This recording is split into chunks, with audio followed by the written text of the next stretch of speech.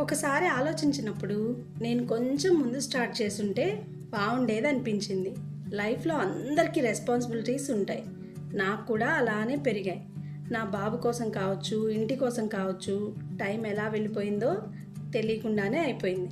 మనకు కూడా చిన్న చిన్న విషయస్ ఉంటాయి కదండి, అవి తర్వాత చూద్దామని పోస్ట్పోన్ చేస్తూ వస్తాము. మనం చదువుకున్నాం, కానీ యూజ్ ఏంటో తెలియదు.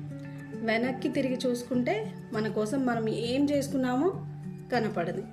ఒక స్టేజ్లో స్ట్రెస్ పెరిగిపోతుంది, ఏం చేస్తున్నామో అర్థం అవ్వదు. ఎవరైనా జాబ్ చేస్తూ ఎర్న్ చేస్తూ కనిపించినప్పుడు మనం కూడా ట్రై చేస్తే బాగుండు అని అనిపించేది.